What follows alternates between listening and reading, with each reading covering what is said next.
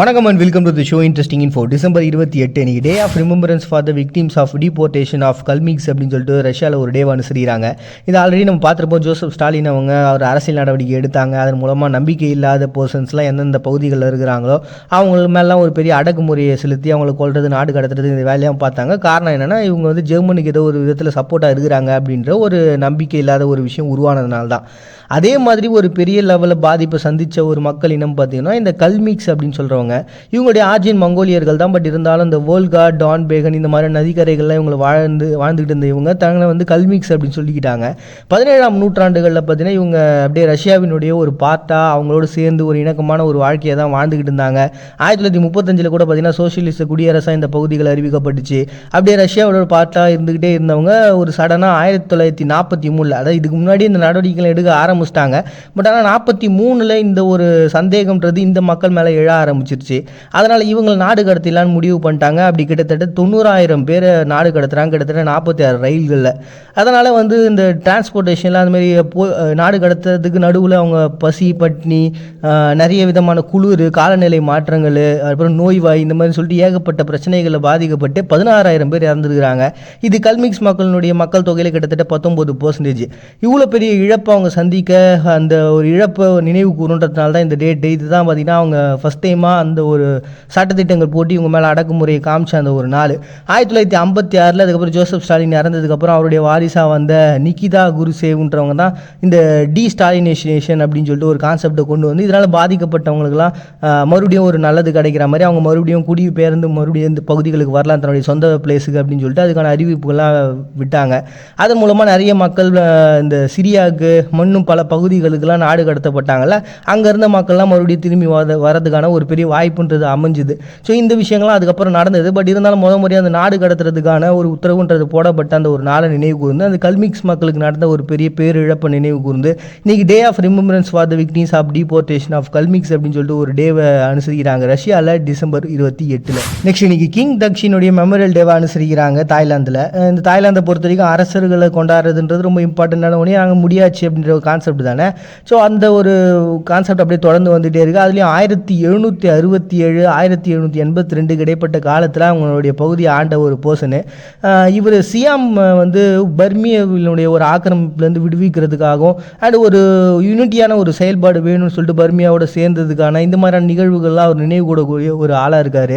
And Cambodia, லாவோஸு இந்த மாதிரியான பகுதிகளெலாம் தங்களுடைய ஆதிக்கத்தை காட்டணும் அப்படின்ற ஒரு கான்செப்ட் மேலே அண்ட் அவங்களுக்குலாம் நம்ம மேலே ஒரு பயம் இருக்கணுன்றதுனாலையும் இந்த பகுதிகளெலாம் போர் தொடுக்கவும் ஆரம்பித்தார்.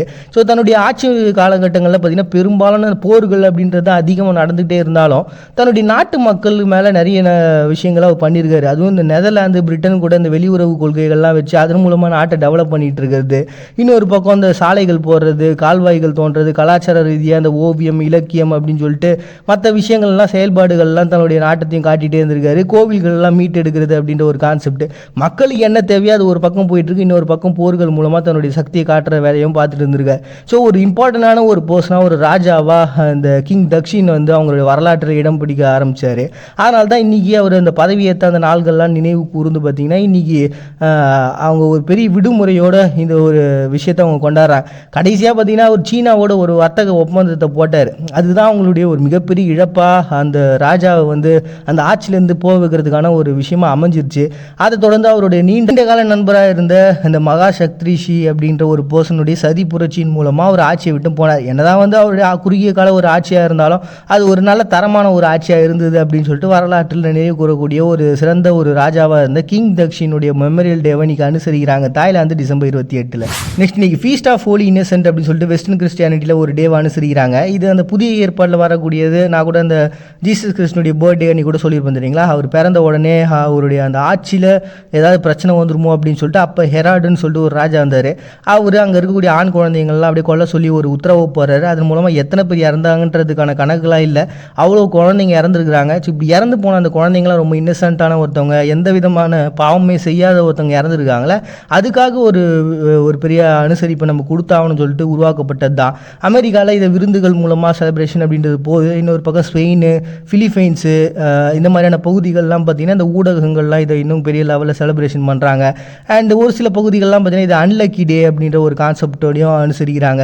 இப்படி பல விதமான ஒரு நிகழ்வில் இருக்குது. பட் கான்செப்ட் கான்செப்ட் என்னவோ அந்த ஜீசஸ் கிறிஸ்ட் பிறந்ததுக்கப்புறம் அந்த ஆண் குழந்தையால் தனக்கு ஒரு பாதிப்பு அந்த ஹெராடுன்ற அரசனுடைய ராஜ்யத்துக்கு வரப்போகுதுன்னு தெரிஞ்ச உடனே அவர் உத்தரவின் பேரில் எல்லா ஆண் குழந்தைங்களும் இறந்தாங்க இல்லையா, அந்த ஒரு இன்னசென்ட்டான குழந்தைங்கள்லாம் வந்து அனுசரிக்கணும்னு சொல்லிட்டு அவங்கள நினைவு கூறக்கூடிய ஒரு நாளாக ஃபீஸ்ட் ஆஃப் ஹோலி இன்னசென்ட் அப்படின்னு சொல்லிட்டு ஒரு டேவை வெஸ்டர்ன் கிறிஸ்டியானிட்டிலாம் செலிப்ரேட் பண்ணுறாங்க டிசம்பர் 28. நெக்ஸ்ட் இன்னைக்கு ஃபீஸ்ட் ஆஃப் செயின்ட் கப்ரியல் அப்படின்னு சொல்லிட்டு எத்தியோப்பியாவில் ஒரு டேவை அனுசரிக்கிறாங்க.